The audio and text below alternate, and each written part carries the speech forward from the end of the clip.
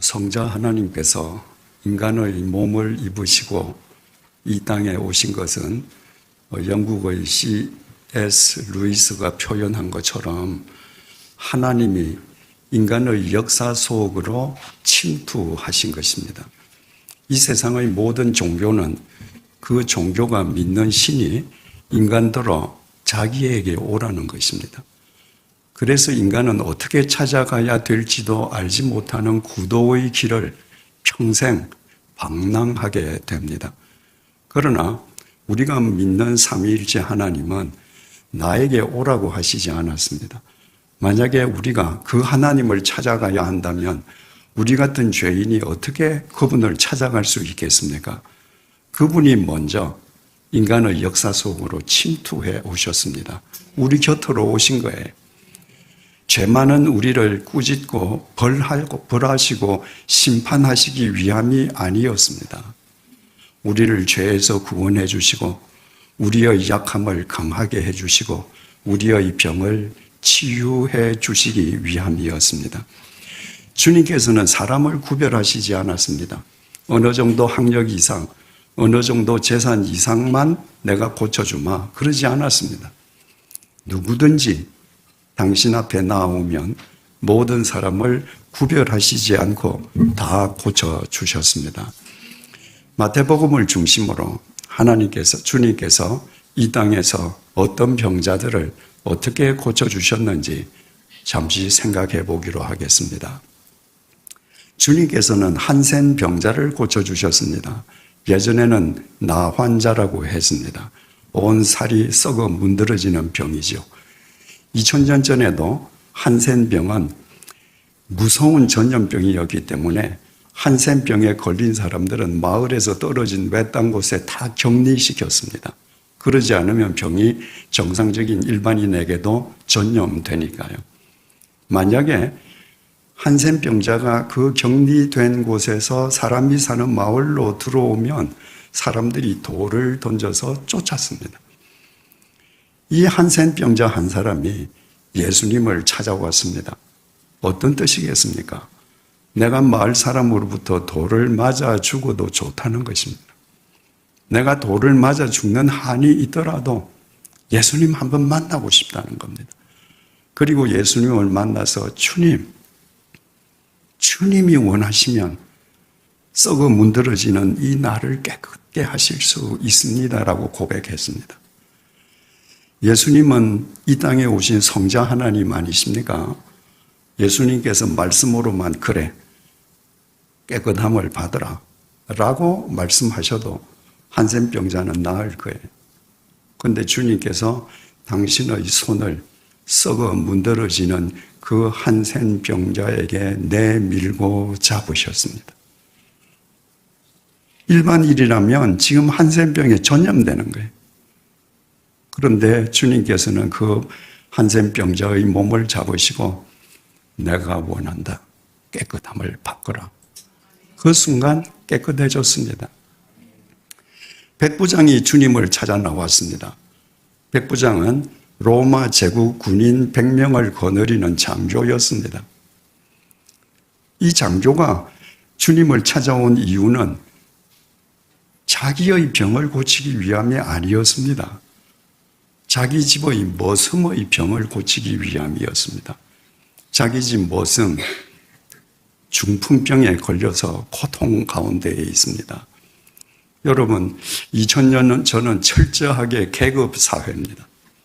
머슴, 종, 이건 그냥 정상적인 인간 이하의 존재입니다. 그런데 자기 집에 머슴인 그 종을 고치기 위해서 백부장이 예수님을 찾아왔습니다. 그 말을 들으시고 예수님께서 가자, 내가 고쳐주마. 백부장이 이렇게 말하는 거예요. 주님, 저도 남의 수하에 있는 사람입니다. 제 상관이 명령하면 명령하는 대로 움직입니다. 제 수하에도 부하들이 있습니다. 그들에게 이리로 가라 하면 이리로 가고 저리로 가라 하면 저리로 갑니다. 주님 같으신 분이 내 집에 들어오는 것을 나는 감당할 수 없습니다. 주님, 여기서 명령만 하십시오. 그래도 내 종이 나을 줄로 믿습니다. 그 백부장은 이미 주님께서 시공을 초월하신 분이심을 알고 있었던 거예요. 주님께서 그래 가거라 네 종이 나았다. 그 순간에 종이 나았습니다. 주님께서 베드로의 집에 들어갔습니다. 베드로 장모가 열병에 누워 있었습니다. 주님께서 베드로 장모의 열병을 치유해 주셨습니다. 12년 동안 혈루증을 앓고 있던 여인이 있었습니다. 혈루증은 멈추지 않고 하혈을 밤낮으로 하는 병입니다. 이 여인은 그 혈루증을 낫기 위해서 12년 동안 자기가 찾아갈 수 있는 모든 의원을 찾아가면서 재산을 다 날렸습니다. 그러니까 혈루증에 걸리기 전에 상당한 재산을 가졌던 사람 같습니다. 유대인들은 여자가 하혈하는 것도 저주받은 상태라고 믿었습니다. 저주받은 여인이 공개된 장소에 나온다. 이건 금지된 사항입니다.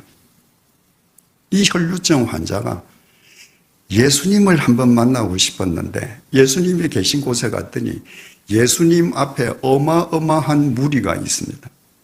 그 사람을 뚫고 예수님 앞으로 나갈 용기가 없었습니다. 그래서 이 혈루증을 앓던 여인이 예수님의 뒤로 가서 옷자락을 잡았습니다. 그 순간에 혈루 근원이 말랐습니다. 회당장 야이로라는 사람이 있었습니다. 그 야이로의 어린 딸이 죽었습니다. 요청을 받으신 예수님께서 야이로의 집에 들어갔더니 마당에서 사람들이 애곡을 하고 있습니다. 예수님께서 울지 말거라. 이 아이는 지금 자는 거다. 죽지 않았다. 그러니까 울던 사람들이 다 주님을 비웃었습니다. 죽은 아이가 뭐 잔다고? 예수님께서 그 아이가 죽어 있는 방에 들어가셔서 방에 죽어 있는 아이의 손을 잡으시고 달리다 쿰 소녀야 일어나거라. 그 순간에 죽었던 아이가 일어났습니다. 예수님께서 길을 가시는데 맹인들이 예수님을 향해서 주여 불쌍히 여겨주십시오 소리를 질렀습니다. 나중에 또 맹인 얘기를 다시 드리겠습니다마는 가톨릭에는 주여 우리를 불쌍히 여겨주소서, 주여 우리에게 자비를 베풀어 주소서, 이런 기도문이 있습니다. 가톨릭 신자들은 시간이 나면 주여 우리를 불쌍히 여겨주소서, 주여 우리에게 자비를 베풀어 주소서. 개신교인들은 그런 기도하지 않습니다. 다 잘났거든요. 여러분, 우리는 불쌍한 존재입니다. 우리 스스로는 아무것도 할 수 없는데 우리는 다 할 수 있는 것이냐? 내 존재에 대해서는 생각하지 않고 나의 필요만 주님에게 기도합니다. 이 맹인은 주여 불쌍히 여겨주십시오. 주님께서 그 맹인들이 세상을 볼 수 있도록 치유해 주셨습니다. 한 손 마른 사람이 있었습니다. 한 손이 말랐다는 건 불구자라는 말이에요. 여러분, 예전에 갈릴리의 모든 남정네는 하루 벌어서 하루 먹고 사는 빈민들입니다. 남자가 한 손을 쓰지 못한다면 두 손을 쓰는 남자의 소득의 2분의 1만 넣는 게 아닙니다. 한 손밖에 못 쓴다면 두 손을 쓰는 남자의 소득의 4분의 1, 5분의 1밖에 못 얻는 거예요. 한 손으로 일해서는. 그 작은 소득으로 가족을 먹여 살려야 합니다. 얼마나 비참한 사람입니까? 주님께서 그 한 손 마른 사람의 손을 고쳐주셨습니다. 한 손으로 세상을 살아갈 때와 두 손으로 세상을 살아갈 때와 이 세상이 다르지 않겠습니까? 귀신에 들려서 말 못하는 농아를 주님께서 그를 사로잡고 있는 귀신을 쫓아내어 주시고 말을 할 수 있게 해 주셨습니다. 이처럼 주님께서는 당신을 찾아오는 모든 병자들을 구별하지 않고 다 고쳐주셨습니다. 그래서 마태복음 9장 35절이 이렇게 증언합니다. 예수께서 모든 도시와 마을에 두루다니사 그들의 회당에서 가르치시며 천국 복음을 전파하시며 모든 병과 모든 약한 것을 고치시니라. 모든 마을을 가서 모든 사람들의 모든 병과 모든 약함을 차별하지 않고 다 고쳐주셨습니다. 그렇다고 해서 주님께서 이 땅에 오셔서 병든 가련한 사람들의 병만 고쳐주신 것이 아닙니다. 당신을 만난 인간들이 당면한 생존의 문제, 인생의 문제도 해결해 주셨습니다. 어느 날 제자들이 주님과 함께 배를 타고 갈릴리 바다를 건너가는 도중에 갑자기 돌풍을 만났습니다. 배가 뒤집히려 그러고 모두 다 죽게 생겼습니다. 그때 주님께서 폭풍을 꾸짖으셨습니다. 그 순간 바다가 잠잠해졌습니다. 또 한 번은 제자들끼리만 배를 타고 갈릴리 바다를 건너갑니다. 그런데 그날 밤에도 돌풍에 이 배가 휩쓸렸습니다. 주님께서 기도하러 산에 올라가셔서 산 위에서 보니까 돌풍 속에서 제자들이 탄 배가 지금 위기를 맞았거든요. 그래서 주님께서 그 제자들을 고쳐주시기 위해서 산에서 내려오셔서 바다를 걸어가셨습니다. 왜냐하면 산에서 내려오셔서 주님께서 배를 하나 구해서 배를 노저어 가시면 시간이 얼마나 걸리겠습니까? 그래서 그 폭풍이 있는 바다를 걸어가셔서 제자들을 구해 주셨습니다. 이런 일도 있었습니다. 주님께서 베세다 벌판에 가셨을 때 주님께서 베세다 벌판에 나타나셨다는 소문이 인근 마을에 삽시간에 퍼졌습니다. 그랬더니 사람들이 몰려오기 시작하는데 다 자기 집에 있는 병자들 데리고 오는 거예요. 자, 아까 예수님께서 고쳐주신 한센병, 중풍병, 열병, 혈루증, 손불구, 말 못하는 농아, 이거 전부 다 불치병입니다. 의학으로 당시에 못 고치는 병이에요. 그러니까 그렇게 의사들이 고칠 수 없는 병자들이 얼마나 많았겠습니까? 그 옛날에. 예수가 나타났다는 얘기를 듣고 사람들이 자기 집에 있는 병자들을 다 데리고 온 거예요. 주님께서 그 사람들을 다 고쳐주시는데 워낙 사람들이 많으니까 지금 해가 저물어 갑니다. 그 가난한 사람들이 집에 가서 먹을 밥이 그때 있겠습니까? 그래서 예수님께서 제자들에게 이 사람들 가운데에 무슨 먹을 것이 있는지 한번 찾아봐라. 그랬더니 어린 소녀 한 명이 빵 5개와 생선 2마리를 가지고 있었습니다. 우리 성경에 빵 5개, 생선 2마리 이러니까 우리가 흔히 보는 큰 빵 5개, 이만한 생선 2마리 이렇게 생각하는데 헬라어 원문에 그 말들이 지소사로 기록되어 있습니다.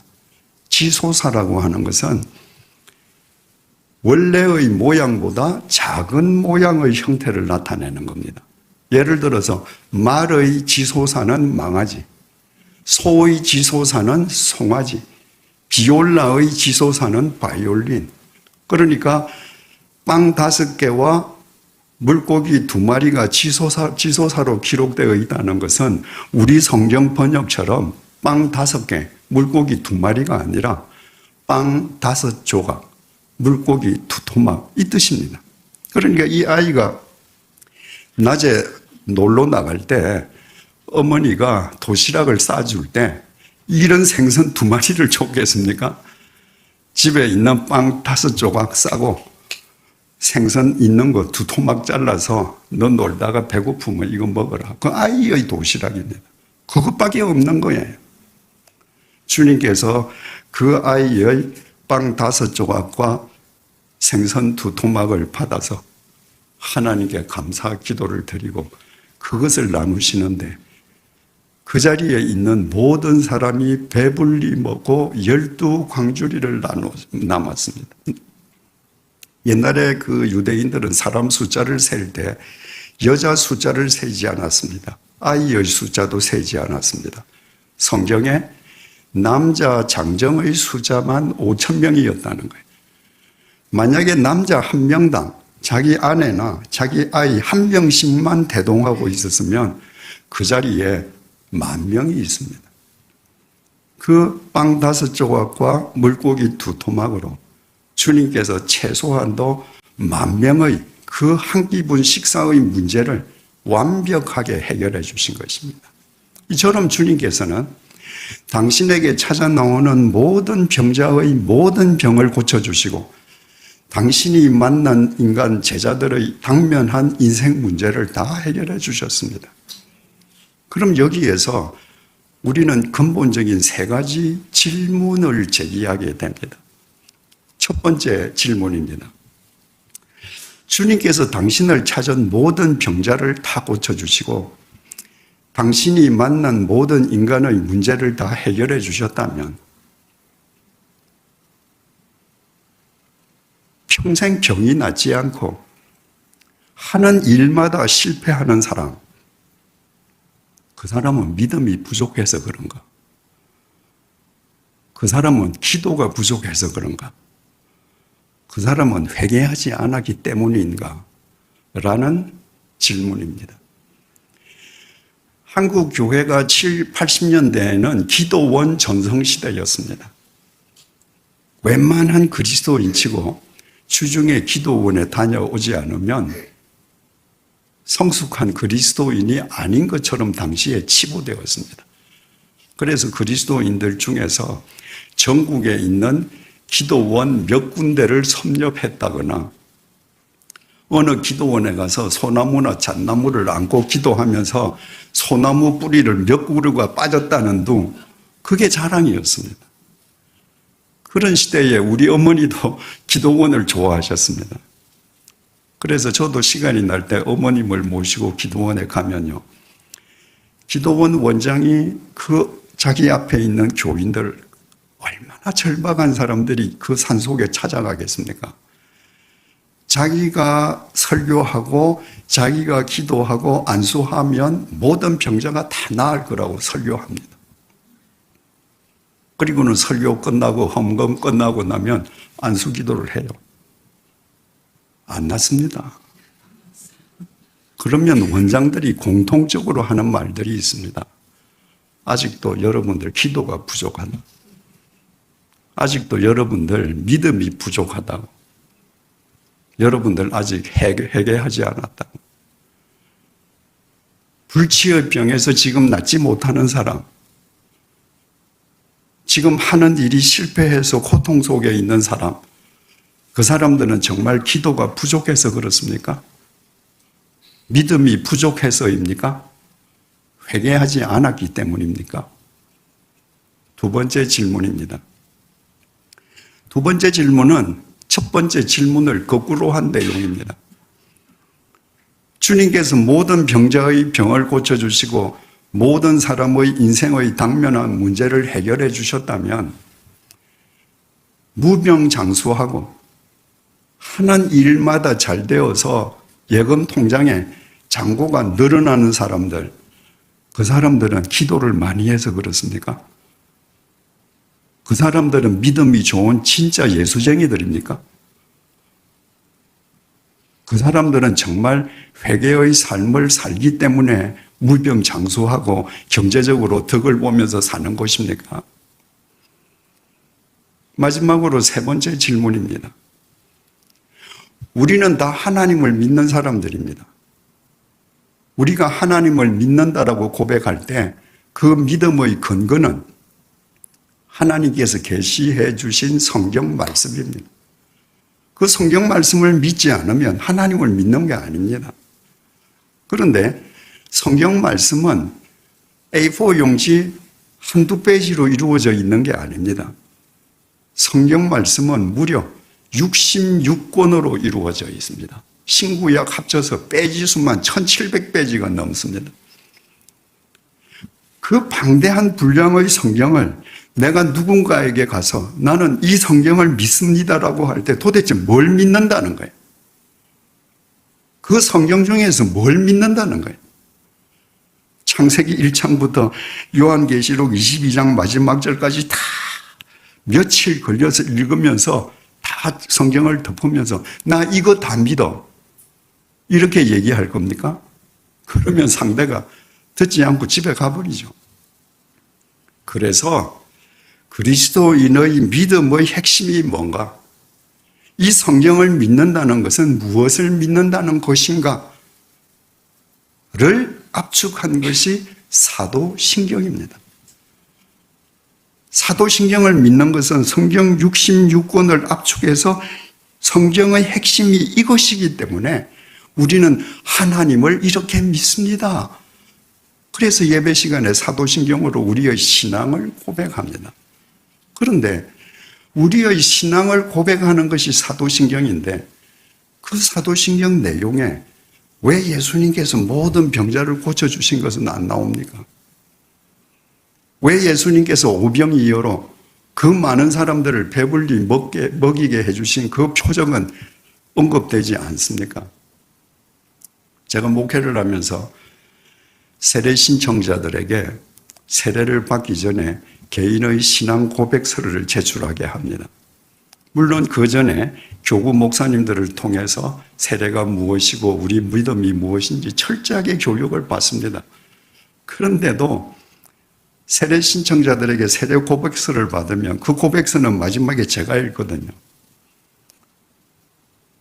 거의 대부분 그 신청자들이 저는 예수님께서 불치의 병자들을 낫게 하신 것을 믿습니다.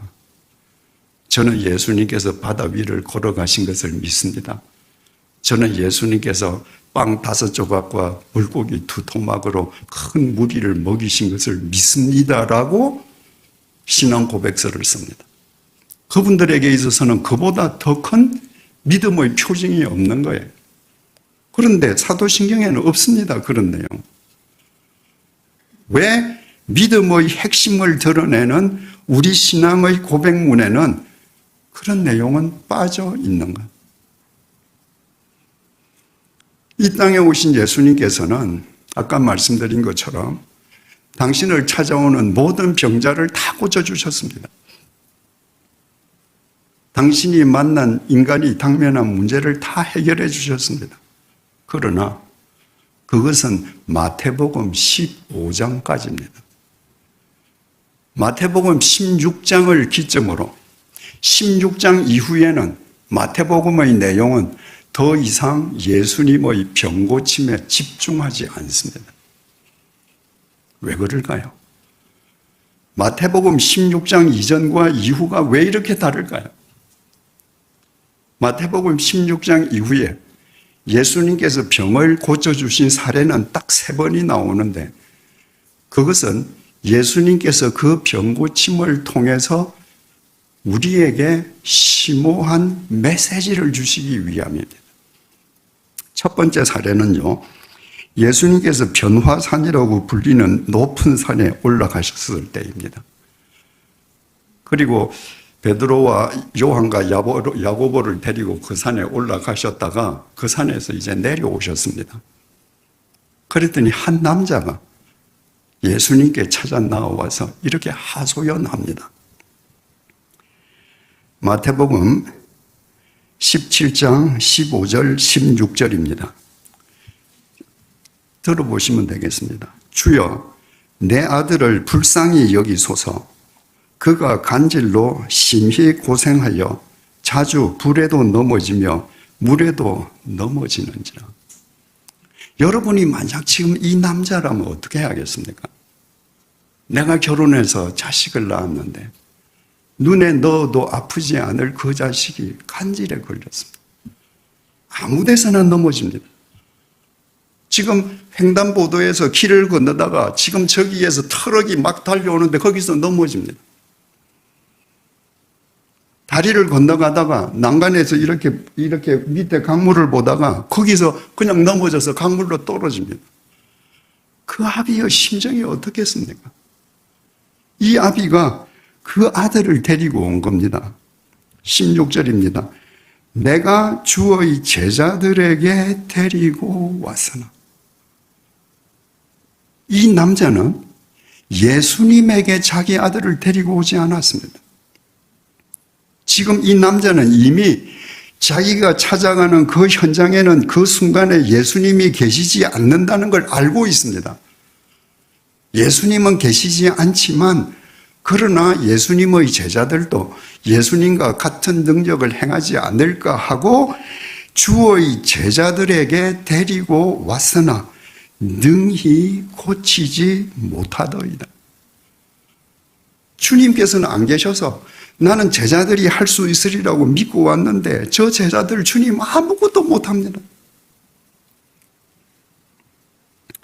그 이야기를 전해 들으신 주님께서 말씀 이렇게 하십니다. 마태복음 17장 17절에서 18절입니다. 예수께서 대답하여 이르시되 믿음이 없고 패역한 세대여.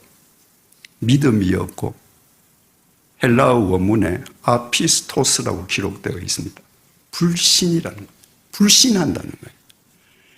패역한 세대, 패역하다.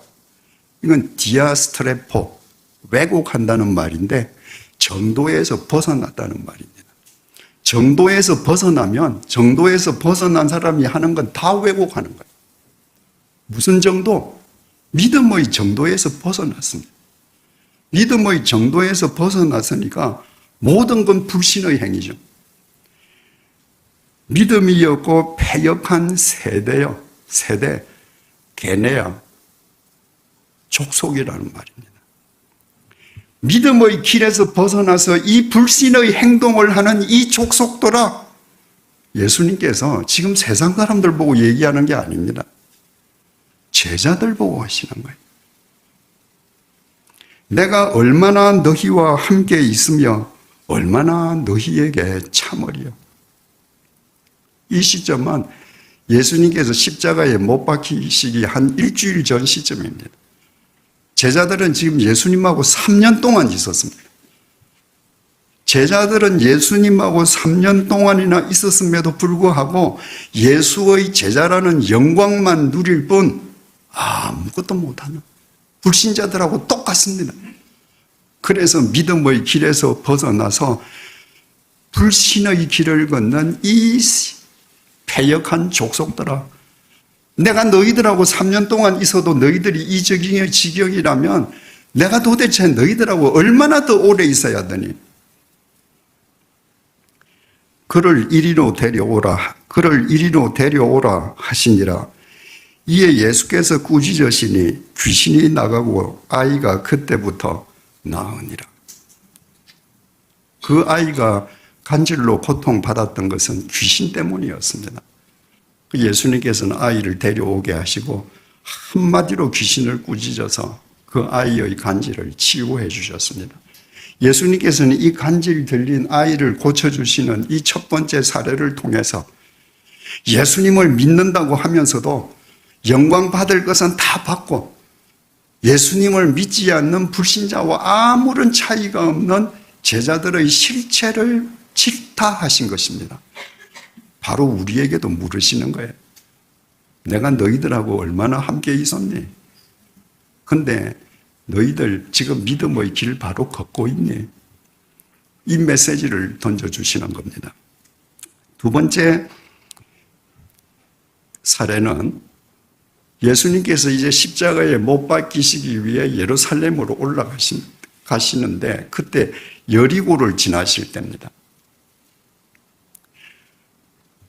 여리고를 지나시는데 맹인이 주여 우리를 불쌍히 여겨주소서 하고 소리를 지르는 거예요. 그들이 얼마나 소리를 지르는지 주위 사람들이 꾸짖었습니다. 좀 조용히 하라고. 그랬더니 주님께서 오게 하셨습니다. 마태복음 20장 34절입니다. 그리고 물으셨습니다. 내가 너희들한테 뭘 해주면 좋겠냐? 이르되 주여 우리의 눈뜨기를 원하나이다. 여러분, 맹인 소원이 눈 뜨는 것 이외에 또 있겠습니까? 주님, 우리 정말 눈 떴으면 좋겠습니다. 세상 한번 봤으면 좋겠습니다. 예수께서 불쌍히 여기사 그들의 눈을 만지시니, 여러분, 이 맹인들 세상 사람들이 인간으로 보지도 않는데 예수님께서도 그때도 맹인의 눈을 만져주셨습니다. 이 맹인들이 맹인으로 태어나서 세상을 살아가면서 자기 눈을 만지는 사람의 따뜻한 온기를 처음 느꼈을 거예요. 그 순간에 눈을 떴습니다. 예수께서 불쌍히 여기사 그들의 눈을 만지시니 곧 보게 되어 그들이 예수를 따르니라. 여러분, 여러분들이 만약에 태어나서 20살이 되기까지 혹은 30살이 되기까지 세상을 보지 못하는 맹인으로 살았다고 하십시다. 그런데 한순간에 눈이 팍 열렸습니다.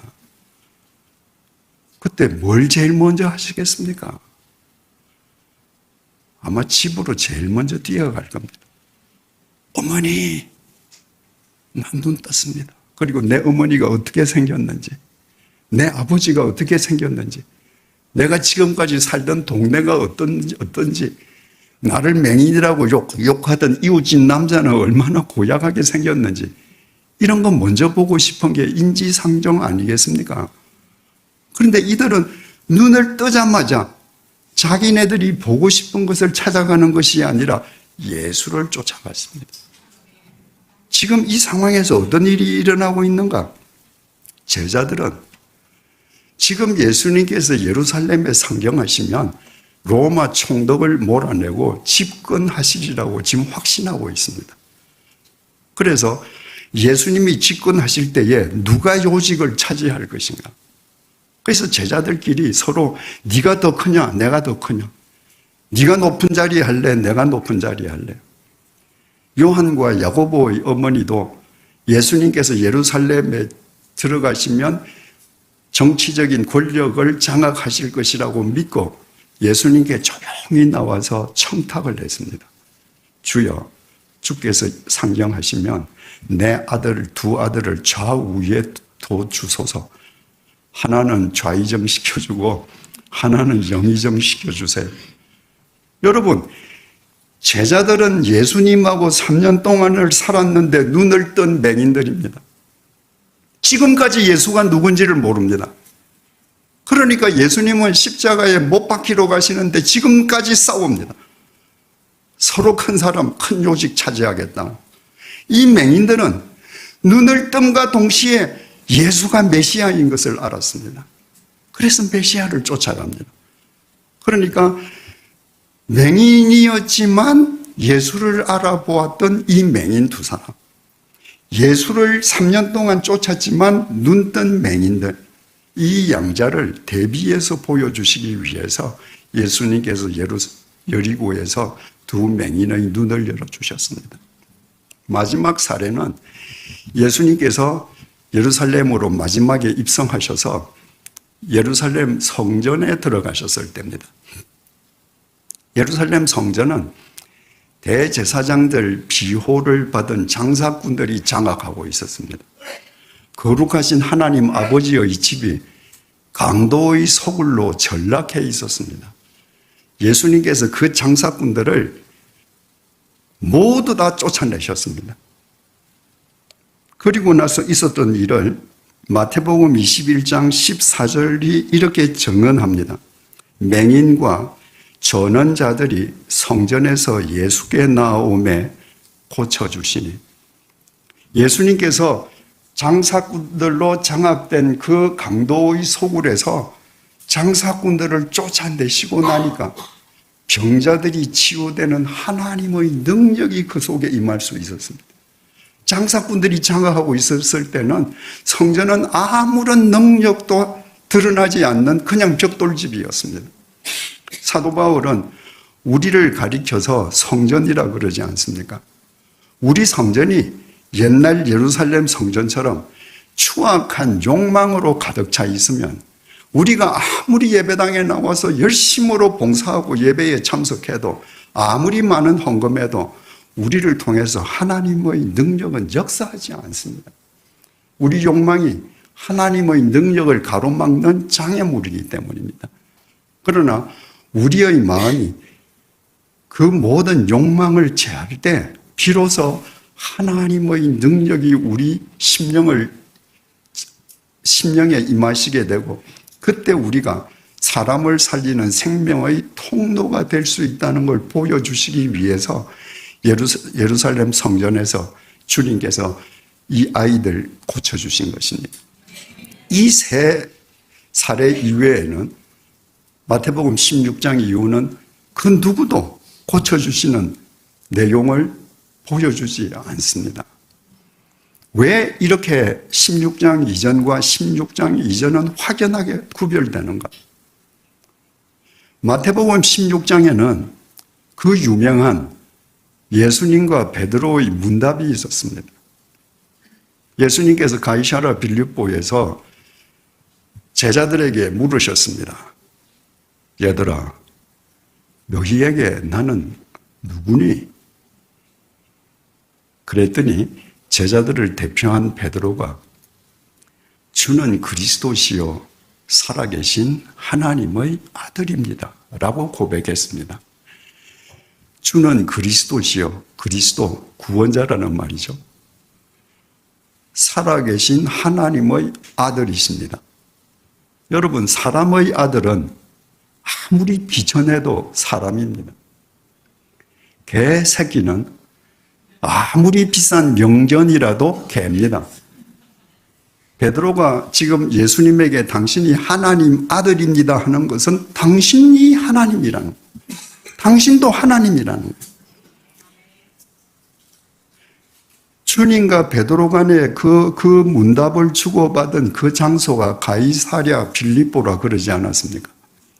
가이사랴 빌립보는 분봉왕 헤롯 빌립이 로마 황제 카이사르를 위해서 신도시, 대도시를 만들고 그 도시에 로마 황제의 칭호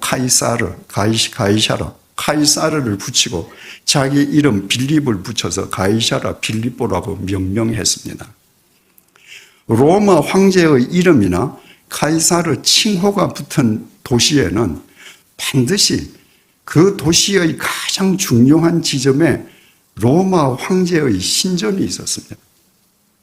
당시 로마 황제는 인간으로부터 경배받는 지상의 신이었습니다. 지금 베드로가 예수님을 향해서 당신이 구원자요, 당신이 성자 하나님이십니다 라고 고백한 것은 황제의 신전이 인간을 압도하는 그 황제의 도시에서 저 신전에서 인간의 경배를 받는 로마 황제가 하나님이 아니라 비록 남루한 행색일망정 나사렛 예수, 당신이 하나님입니다. 당신이 가진 것은 아무것도 없지만 삼권을 장악하고 있는 로마 황제가 우리를 구원할 구원자가 아니고 바로 당신이 구원자십니다. 주님께서 반석과도 같은 그 베드로의 고백을 받으시고 그 고백 위에 나의 교회를 세우리라고 천명하시지 않습니까? 그래서 교회란 주님을 구원자로, 주님을 성자 하나님으로 믿는 사람들의 모임입니다. 교회의 주인은 목사나 장로, 헌금 많이 하는 교인이 아니라 주님이십니다.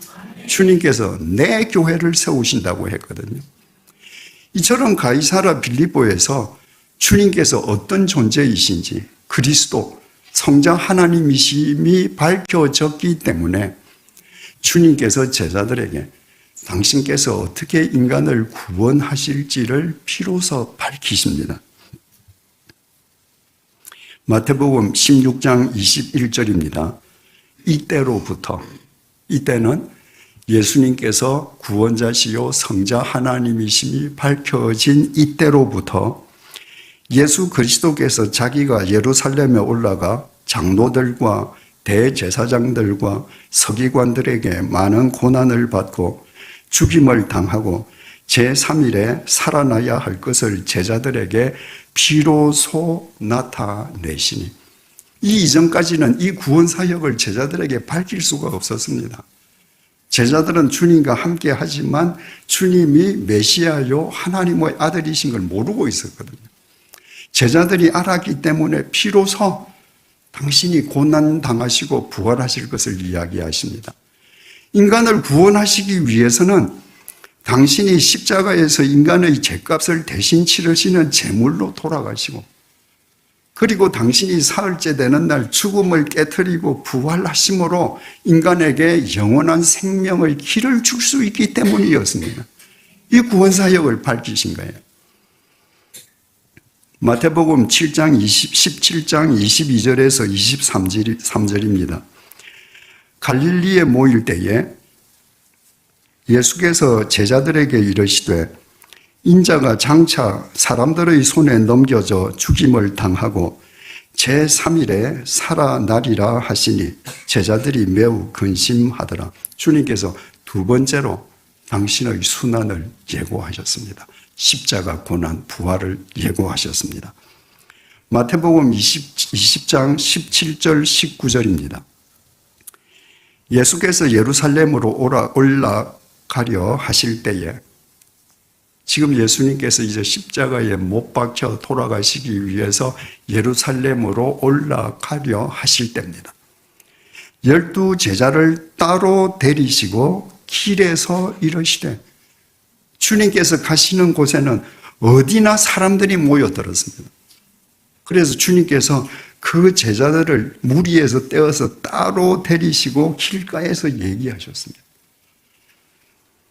보라, 우리가 예루살렘으로 올라가노니, 얘들아, 우리가 지금 예루살렘으로 왜 올라가는지 너희들 다 알지?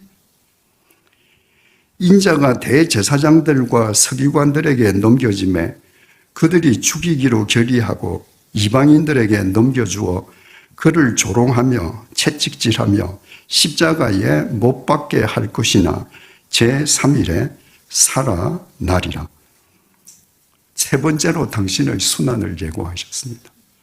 그러니까 이처럼 마태복음 16장 이후의 모든 내용은 예수 그리스도의 십자가와 부활에 집중되어 있습니다. 왜? 그 십자가와 부활만이 우리를 살리기 때문입니다.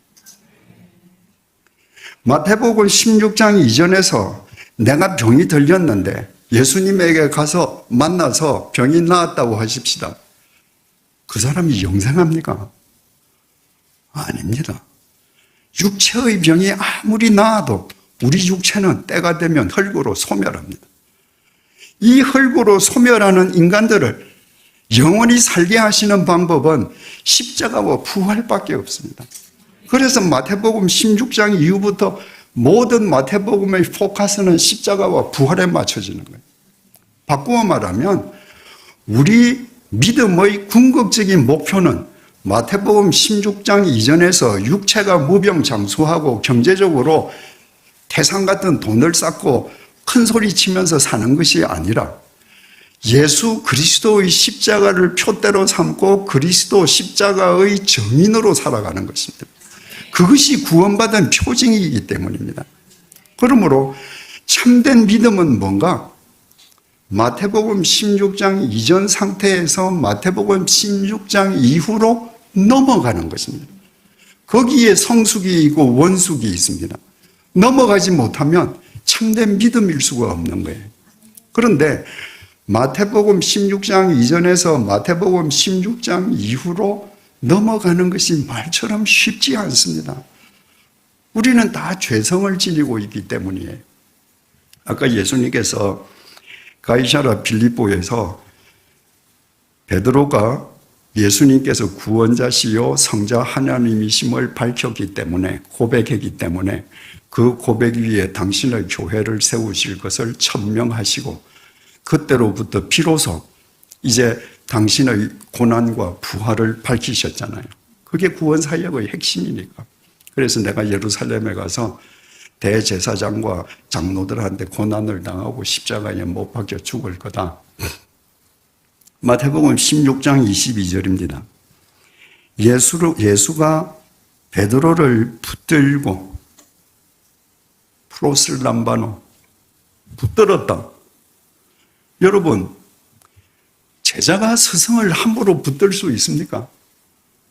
지금 방금 베드로는 예수님을 가리켜서 당신이 성자 하나님이라고 고백하지 않았습니까? 인간이 어떻게 하나님을 붙듭니까? 이 단어 뜻은 옷자락을 낚아챘다는 말입니다. 베드로가 예수님의 옷자락을 낚아채면서 항변하여 이르되, 항변하다, 에피티마오, 야단쳤다는 겁니다. 베드로가 지금 예수님을 야단치는 겁니다. 주여 그리 마옵소서, 이 일이 결코 죽게 미치지 아니하리이다. 우리나라 성경은 고상하게, 아주 젠틀하게, 예의 있게 이렇게 번역이 되어 있습니다. 여러분, 헬라어에는 존댓말이 없습니다. 베드로가 한 말을 베드로 심정 뉘앙스 그대로 옮긴다면 예수님의 옷자락을 탁 낚아채면서 너 앞으로 그런 말 하지 마. 너한테는 그런 일 절대 안 일어날 거야. 방금 자신이 하나님이라고 고백한 예수님에게 어떻게 이렇게 불경한 짓을 할 수 있습니까? 베드로가 입으로는 예수님이 하나님이라고 고백했지만 그의 심중은 여전히 마태복음 16장 이전에 머물러 있기 때문입니다. 마태복음 16장 이전의 관점으로 보면 하나님이 인간에게 고난을 당한다. 있을 수가 없는 거예요. 그러니까 이 하나님이 잠시 착각했구나. 내가 옷자락 잡고 야단쳐야지. 너 그런 소리 하지 마. 그런 소리는 절대 일어나지 않아. 마태복음 16장 24절입니다.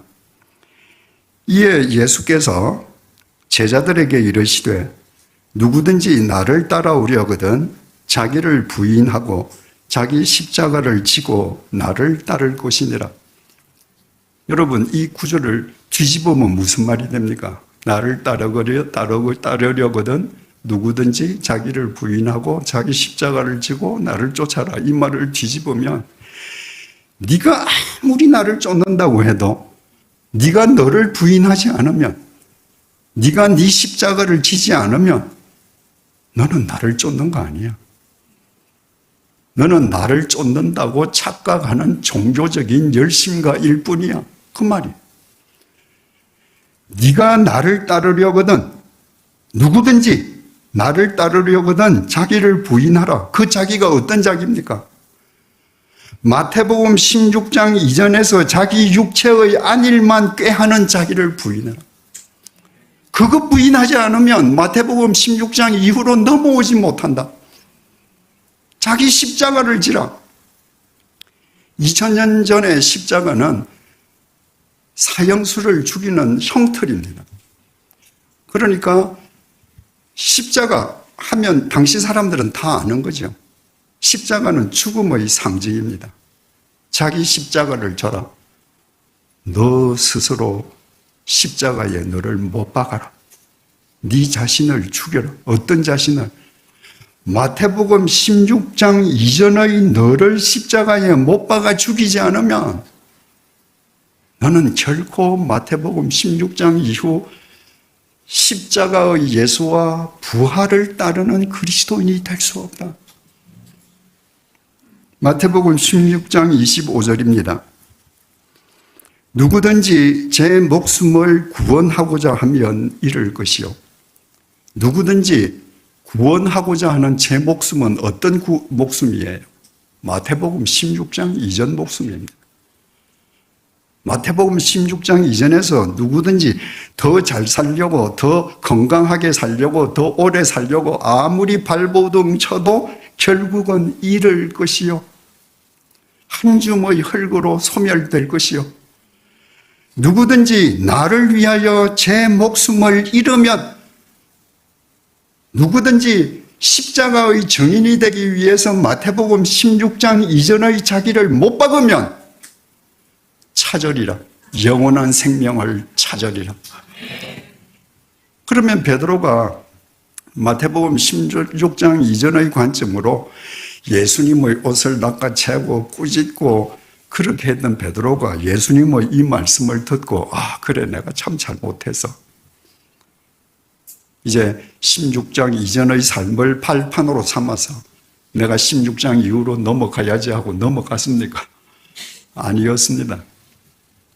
오늘 본문은 예수님께서 대제사장 그 무리들에게 잡히셔서 제제사장 그 집들에 가셨을 때에 일어난 일입니다. 거기에서 제제사장 무리는 예수님이 사형받아 마땅하도다고 선언을 했고, 그 뜰에 있던 사람들은 예수님에게 침을 뱉고 주먹으로 예수님을 때리고 손바닥으로 예수님의 뺨을 때리고 했습니다. 말하자면 예수님에게 그 많은 무리가 집단적으로 지금 린치를 가하는 거예요. 그 상황입니다. 마태복음 오늘 본문 마태복음 26장 69절입니다. 베드로가 바깥뜰에 앉았더니 한 여종이 나와 이르되 너도 갈릴리 사람 예수와 함께 있었도다 하거늘. 베드로가 그 대제사장 집 안뜰이 있고 바깥뜰이 있는데 그 예수님이 린치당하는 그 안뜰에는 차마 무서워서 못 들어가고 지금 바깥뜰에 앉아 있는데, 그 대제사장 집의 여종 한 명이 나와서 너 갈릴리 사람 예수와 함께 있었어. 이 얘기는 너 예수 제자구나. 이렇게 소리쳤습니다. 70절 베드로가 모든 사람 앞에서 부인하여 이르되, 지금 베드로에게 너 예수의 제자지 하고 얘기한 건 여종이 베드로한테 한 얘기입니다. 그럼 베드로가 그 여종한테만 조용하게 나 예수 제자 아니야, 그렇게 얘기한 게 아닙니다. 모든 사람 앞에서 부인하여 가로되 나는 네가 무슨 말을 하는지 알지 못하겠노라 하며, 네가 하는 말 모르겠다 이게 뭐예요? 난 예수 제자 아니야. 모든 사람 앞에서 큰 소리로 얘기했습니다. 왜? 한 사람이라도 베드로를 예수의 제자라고 확정해서 낙인 찍을 때 지금 예수가 당하는 집단 린치를 자기도 당할 거 아닙니까? 그래서 큰 소리로 지금 아니라고 부인했습니다. 71절입니다. 앞문까지 나아가니, 그 말을 하고 이제 대문으로 주랭랑 치는 거예요. 그 안에 더 있으면 지금 화를 당하겠습니다. 다른 여종이 그를 보고 거기 있는 사람들에게 말하되 이 사람은 나사렛 예수와 함께 있었도다 하며, 지금 대문으로 빠져나가려고 하는데 한 여종이, 그 여종은 첫 번째 여종하게 다르게 거기 있는 모든 사람들을 향해서 여기 나사렛 예수 제자가 있다라고 소리를 쳤습니다. 72절 베드로가 맹세하고 또 부인하여 이르되 나는 그 사람을 알지 못하노라 하더라. 첫 번째는 부인만 했는데 두 번째는 맹세까지 했습니다. 나 맹세코 저 사람 제자 아니야. 여러분, 유대인은 믿음이 좋든지 안 좋든지 그들은 맹세할 때 전부 하나님의 이름으로 맹세했습니다. 지금 베드로는 지금 하나님의 이름으로 맹세하는 거예요. 내가 하나님의 이름을 걸고 맹세컨대 나는 저런 작자 제자 아니야. 73절 조금 후에 곁에 섰던 사람들이 나와, 지금까지는 여자 종 단수 또 여종 단수였는데 조금 후에 곁에 섰던 사람들 복수입니다. 나와 베드로에게 이르되 너도 진실로 그 도당이라, 내 말소리가 너를 표명한다 하거늘. 이 지금 여자 한 명이 아니고 거기에 있는 사람들이 집단적으로 우르르 나와서 너 예수 한편 맞잖아. 너 지금 갈릴리 억양이 증명하잖아. 갈릴리 사람들은, 빈민들이 예루살렘에 갈 일도 없으려니와 혹시 장사를 위해서 예루살렘 간다 할지라도 대제사장의 공간에 갈 일은 결코 없었습니다. 그런데 이 갈릴리 베드로가 지금 나 아니야, 예수 제자 아니야 하는데 그 말의 억양이 갈릴리 억양인 거예요. 그러니까 집단이 나와서 너 맞잖아. 너 갈릴리 억양으로 말하니까 너 예수 한패 맞잖아. 74절 그가 저주하며 누구를 저주했겠습니까? 예수를 저주했습니다. 저 저주받을 작자 맹세하여 이르되 저 저주받을 작자를 내가 맹세하여 말하는데 나는 그 사람을 알지 못하노라 하니 곧 달기 울더라. 내가 맹세하건대 난 저 사람하고 아무 관련이 없어. 처음에는 부인했죠. 두 번째는 맹세하고 부인했죠. 세 번째는 저주하고 맹세하고 부인했습니다. 여러분, 이것이 무서운 죄의 정폭성입니다. 죄는요, 한 번 손을 대면 어떤 경우에도 축소되지 않습니다. 죄는 그 자체의 힘으로 계속 정폭되는 거예요. 그래서 바로 그 마당에 예수님이 지금 린치를 당하고 계시는데 가서 예수님을 구해낸다든지 예수님 편이 되는 생각은 하지 않고 그 린치 당하는 예수님을 저주하면서 내 맹세고 단언하건대 나 저 작자 패거리 아니야. 그랬더니 달기 울었습니다. 예수님께서 제자들과 최후의 만찬을 마치시고 겟세마네 동산에 기도하러 가실 때 제자들에게 말씀하셨습니다. 오늘 밤에 너희들이 다 나를 버릴 거야. 지금 제자들은 다 날이 밝으면 예수님께서 집권하시리라는 허망한 꿈에 사로잡혀 있습니다. 근데 그 제자들이 예수님께서 잡혀가시고 고난당하는 걸 보면 다 도망갈 거 아닙니까? 그걸 밝히신 거예요. 그랬더니 베드로가 말하기를 모든 사람이 주를 버릴지라도 나는 결코 주를 버리지 않을 겁니다. 그랬더니 주님께서 베드로야, 오늘 밤에 달기 울기 전에 네가 나를 3번 부인할 것이다.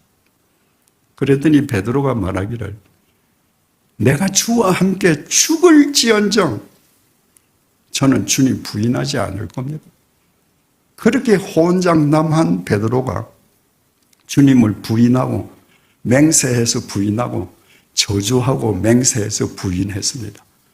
그 순간에 달기 우는 소리를 들으니까 달기 울기 전에 네가 나를 3번 부인하리라 하는 주님의 말씀이 생각이 나지 않을 수 있겠습니까? 75절입니다. 이에 베드로가 예수의 말씀에 닭 울기 전에 네가 3번 나를 부인하리라 하심이 생각나서 밖에 나가서 심히 통곡하리라. 자기 스승을 저주하면서 맹세하고 부인하고 겨우 목숨은 구했는데 그 닭소리를 듣고 스승의 음성이 기억날 때 자기 스스로가 얼마나 비참하겠습니까? 얼마나 한심하겠습니까? 그래서 밖에 나가서 통곡했습니다. 여러분, 이 성경 구절을 읽을 때 베드로가 베드로로 보입니까? 저는 이 베드로가 이재철로 보입니다. 주님을 믿는다 하면서 필요할 때마다 주님을 부인하고 회개한답시고 주님 앞에 눈물로 울어대는 비참한 이재철이 보입니다. 우리 모두의 모습 아닙니까? 여러분, 이렇게 길거리에 나가서 통곡한 베드로라면 마태복음 16장 이전에서 16장 이후로 넘어갔겠습니까? 아닙니다. 예수님 십자가에 못 박힐 때 다 도망갔습니다. 언제 넘어갔는가? 성령님께서 그와 함께 하실 때, 성령님 안에서 성령님의 이끄심을 받아서 마태복음 16장 이후로 넘어갔습니다. 그 이후로부터 베드로는 십자가의 증인으로 살았습니다. 어떤 고난도 핍박도 두려워하지 않았습니다. 부활을 믿었기 때문입니다. 여러분, 누가 성령 충만하겠습니까? 어떤 사람이 성령 충만한 사람입니까? 청산 유수처럼 기도하는 사람입니까? 밤을 새워가며 밥 먹듯이 철야 기도하는 사람입니까? 누구보다도 앞장서서 구제하는 사람입니까? 아닙니다. 아무리 보잘것없는 사람이라 할지라도 마태복음 16장 이후로 넘어가는 사람, 그 사람이 성령 충만한 사람입니다. 그 사람이 십자가의 증인으로 살 수 있기 때문입니다. 이제 다시 아까 제기했던 세 가지 질문으로 되돌아갑니다. 평생 지병에 시달리는 사람, 손을 대는 일은 다 실패하는 사람, 그 사람은 기도가 정말 부족한 사람입니까? 그 사람은 믿음이 부족한 사람입니까? 그 사람은 회개하지 않은 사람입니까? 결코 아닙니다. 그 사람이 그 지병 때문에, 그 실패 때문에 마태복음 16장 이후로 넘어가서 십자가의 증인으로 산다면 그의 지병은, 그의 실패는 하나님의 한량없는 은총입니다. 바울은 다니면서 많은 병자를 고쳤습니다.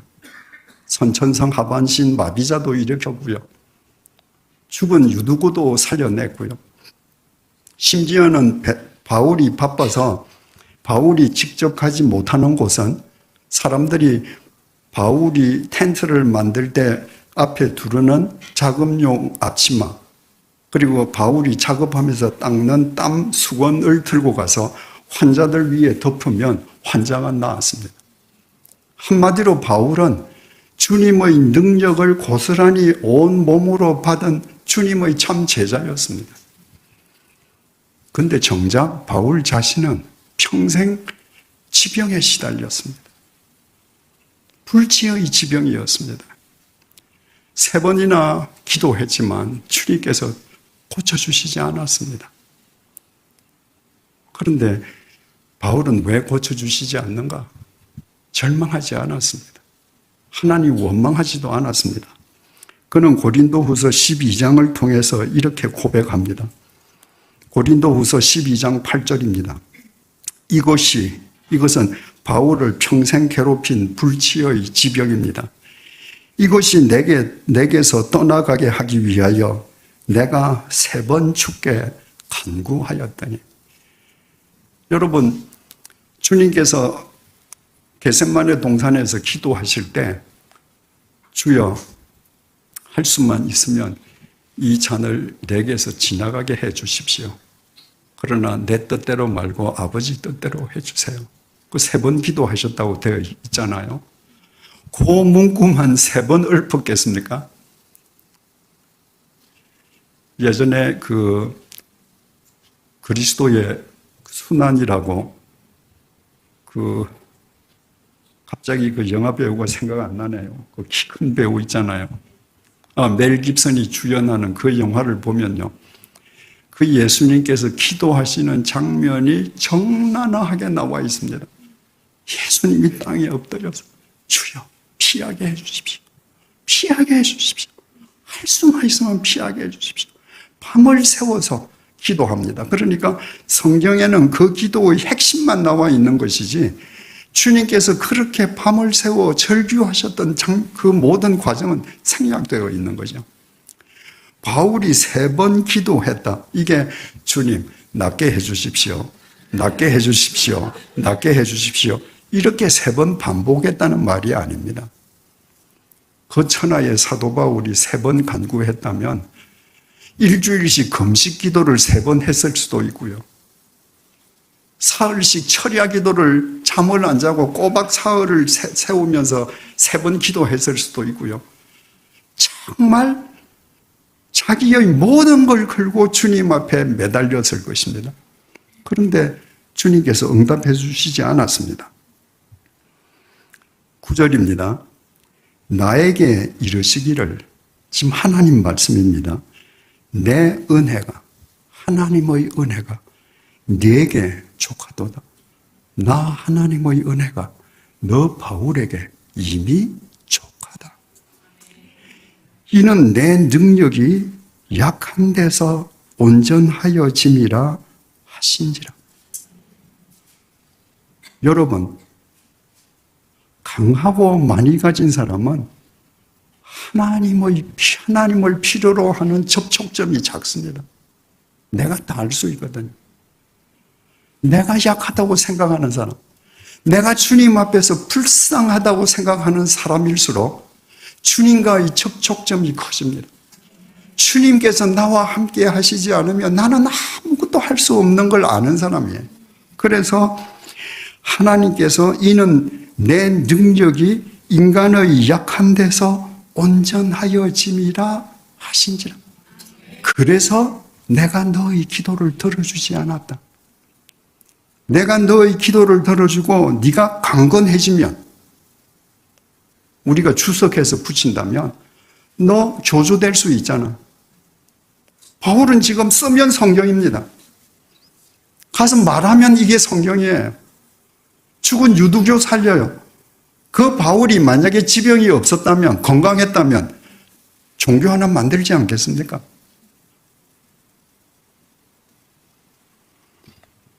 그러므로 도리어 크게 기뻐함으로 나의 여러 약한 것들에 대하여 자랑하리니 이는 그리스도의 능력이 내게 머물게 하려 함이라. 내가 얼마나 강한지, 내가 얼마나 많은 돈을 헌금했는지 나 이런 거 얘기 안 할 거예요. 나의 약한 것, 나는 할 수 없는 불쌍한 존재라는 것만 이제부터 자랑할 거예요. 왜? 그것이 그리스도의 능력이 내 삶 속에 머물게 하는 유일한 길이기 때문에. 10절, 그러므로 내가 그리스도를 위하여 약한 것들과 능력과 궁핍과 박해와 곤고를 기뻐하노니 이는 내가 약한 그때에 강함이라. 여러분 아시다시피 바울은요, 주님의 정인으로 살아가면서 가난했습니다. 배고팠습니다. 헐벗었습니다. 모함당했습니다. 채찍질 당했습니다. 감옥에 갇혔습니다. 그런데도 그것을 기뻐했습니다. 그런 삶일수록 주님께서 나와 더욱 함께 하심을, 그래서 내가 정말 십자가의 정인으로 살아갈 수 있음을 알았기 때문입니다. 바울이 어떤 상황 속에서도 로마에서 목이 떨어지는 비참한 참수형을 당하면서까지도 그리스도의 종으로, 십자가의 정인으로, 부활의 몸된 정인으로 살 수 있었던 것은 역설적이게도 그가 불치의 환자였기 때문입니다. 불치의 병자로 평생 살아가면 실패자인가? 경제적으로 실패했으면 그 사람은 절망의 사람인가? 아닙니다. 결코 아닙니다. 만약에 그 사람이 그 실패 때문에, 그 지병 때문에 마태복음 16장에서 16장 이후로 넘어갈 수 있었다면 그것보다 더 큰 하나님의 복이 없습니다. 그러므로 누구든지 너는 병이 낫지 않아서, 너는 네 사업이 잘 안 되기 때문에, 너는 네 자식이 잘못됐기 때문에, 넌 기도하지 않았어, 너는 믿음이 부족해, 아직도 회개하지 않아서 라고 말하는 사람이 있다면 그 사람은 성경을 이용해서 자기의 배를 불리려는 사람이요, 그 사람의 말은 전혀 비성경적인 협박일 뿐입니다. 두 번째 질문입니다. 오늘 한국 교회 교인들 대부분이 바라는 것, 무병장수하고 건강하게 살아가는 것, 손대는 사업마다 다 잘 되는 것, 자식들이 다 잘 되는 것, 그건 믿음이 좋기 때문입니까? 기도를 많이 했기 때문입니까? 그 장본인이 회개의 삶을 살기 때문입니까? 결코 아닙니다. 이제 방금 앞에서 바울의 경우를 들어서 말씀드렸지만 결코 아닙니다. 여러분, 내가 병이 들어서 교회의 문턱을 넘을 수 있습니다. 내가 건강해지려고. 내가 가난하기 때문에 정말 주님의 은혜로 경제적으로 좀 넉넉하게 살고 싶어서 교회의 문턱을 넘을 수 있습니다. 여러분들 전도할 때 그렇게 하시잖아요. 교회 오면 병 낫는다고. 교회 오면 일 잘 된다고. 그래서 나의 병약함과 나의 가난함은 교회의 문턱을 넘을 수 있는 좋은 동기부여가 됩니다. 그런데 평생을 나는 무병장수하고 돈 많은 사람으로 살 거야 라고 한다면 그 사람은 마태복음 16장 이전에 갇힌 사람이고 그 사람의 믿음은 믿음이 아니라 미신입니다. 여러분, 믿음과 미신의 차이는요, 자기 변화 유무에 있습니다. 믿음은 예수 그리스도의 진리가 절대 생명인 것을 알아서 그 진리 앞에서 나를 날마다 부인해가는 사람입니다. 그러면 변화해가요. 마태복음 16장 이전의 사람이 16장 이후의 사람으로, 십자가의 사람으로 변화해 갑니다. 미신은요, 내 주머니에 있는 돈과 나의 재주로 신을 달래고 얼루어서 신을 변화시키려는 겁니다. 내가 지금 이런 거 하려는데 신, 당신이 좀 봐줘요. 미신은 절대 자기는 변화되지 않습니다.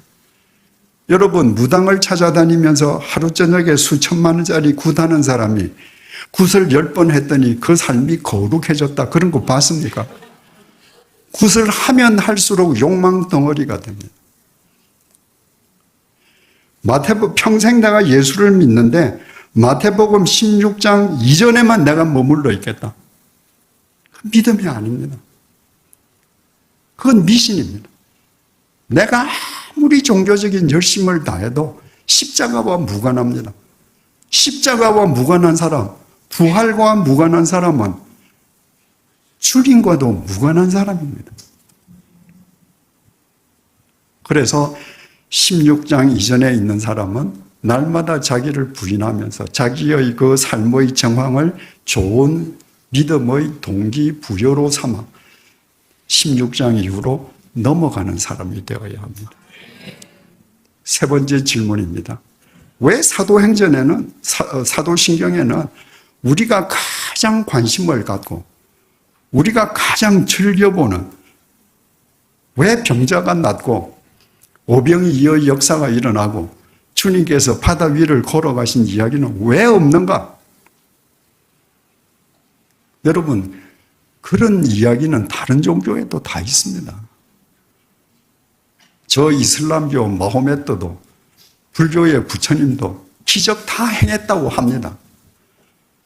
그런데 신이 인간을 구원해 주기 위해서 당신이 인간의 죄값을 치르시고 십자가의 제물이 되어서 죽었습니다. 여러분, 신이 우리의 죄값을 대신 치르시고 죽어주시는 건 고마운데 그것으로 끝났다면 우리도 여전히 죽는 겁니다. 그런데 그 신이 죽음 한가운데에서 죽음을 깨트리고 일어났습니다. 그래서 그분 안에서 우리의 죄값이 용서받을 뿐만 아니라 영원히 사는 삶의 길을 얻었습니다. 어느 종교의 신이 그런 것을 주었습니까?